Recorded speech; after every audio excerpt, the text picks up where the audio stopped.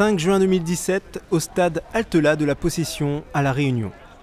Ces coureurs s'apprêtent à prendre le départ d'une course inédite, celle de la première Coupe de France universitaire sur un territoire ultramarin.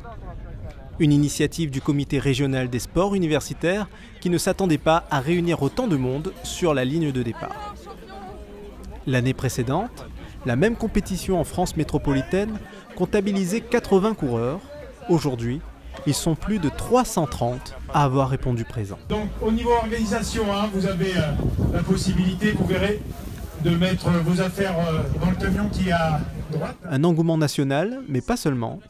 Sollicité par des universités européennes, japonaises, sud-africaines et des îles de l'océan Indien, l'équipe organisatrice a souhaité étendre la compétition en proposant le premier trophée international de trail universitaire. Ce sont alors les têtes de série issues du monde entier qui feront office de favoris pour cette édition.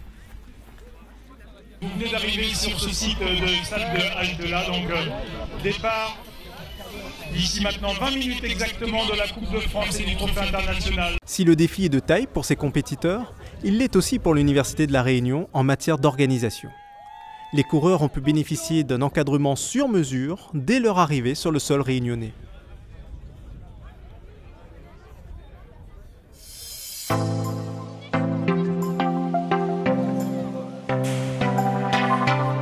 En tout, 80 bénévoles, personnels et étudiants seront mobilisés pour accueillir et accompagner 52 délégations françaises et 10 nations étrangères.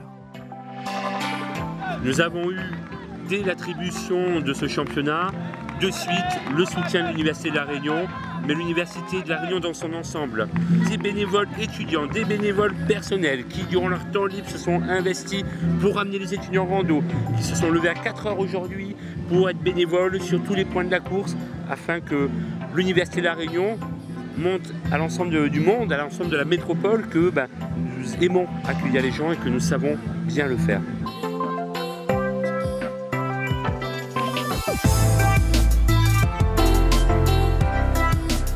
S'ils sont si nombreux à avoir fait le déplacement, ce n'est pas un hasard. La Réunion est une véritable attraction dans le domaine du trail. Île située dans le sud-ouest de l'océan Indien, classée patrimoine mondial de l'UNESCO pour ses monts, pitons et remparts, elle abrite l'une des courses les plus belles et des plus difficiles de l'ultra-trail international, la Diagonale des Fous et ses 10 000 mètres de dénivelé positif dans des conditions climatiques parfois extrêmes. Les premières journées du séjour seront consacrées à des balades sportives, comme cette sortie proposée par les organisateurs sur le site du Piton de la Fournaise, l'un des volcans les plus actifs au monde. Une belle opportunité pour s'acclimater et se faire les jambes, durant laquelle chacun aura pu immortaliser l'instant malgré une météo capricieuse. Les joies d'un climat insulaire auquel les coureurs se frotteront à nouveau le jour de la course. 6, 5, 4, 3, 2, 1, c'est parti! En ce mois de juin 2017, nos étudiants trailers devront parcourir forêts et montagnes durant 24 km pour un dénivelé positif de 1500 mètres jusqu'au Piton Bâtard. Pour finir, ce sera une descente infernale de 1100 mètres jusqu'au site du Colorado.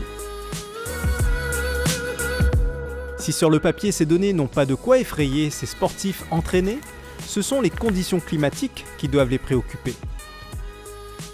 Après une matinée fraîche et agréable, c'est un soleil de plomb et une chaleur intense qui s'installeront pour ne plus lâcher nos coureurs jusqu'à la ligne d'arrivée. Juan Magarit Solé, international espagnol, expérimenté sur ce type de terrain, a creusé l'écart dès le début de l'épreuve et s'est imposé en 2 heures et 21 minutes. Chez les femmes, Héloïse Ferraud, celle qui d'ordinaire préfère les pistes d'athlétisme, crée la surprise en bouclant la course au bout de 2 heures et 43 minutes. Les derniers arrivants, éreintés, parviendront à franchir la ligne d'arrivée après 6 heures d'effort. Ils ont eu un peu tendance à partir avec très peu d'eau, c'était vraiment très technique. Et la descente, on a pu voir que les étudiants ils finissent tous dans un état, je pense qu'ils sont tous allés puiser dans des réserves vraiment profondes. Je vous rappelle, il y a quand même 25 km, 1500 mètres de dénivelé, mais avec des sentiers complètement variés, on va dire. Mais je crois qu'ils vont s'en souvenir toute leur vie de ce joli parcours. Et puis c'est le partage, c'est la camaraderie et il passe aussi une semaine géniale à mon avis. La manifestation s'est achevée sur une soirée de gala avec la traditionnelle remise des prix, à laquelle Jean-Jacques Renier, directeur régional de la Fédération française du sport universitaire, s'est dit très satisfait de la montée en puissance de l'événement avant d'annoncer: le directeur national de la Fédération française du sport universitaire, Vincent Rognon, m'a chargé de dire que ce premier événement de niveau national en appellera très certainement d'autres.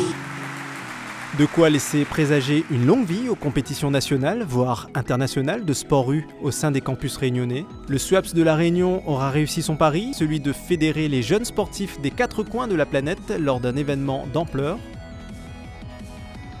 Un succès bien réel, puisqu'en 2019, le rendez-vous est déjà pris pour le championnat de France universitaire de beach volley.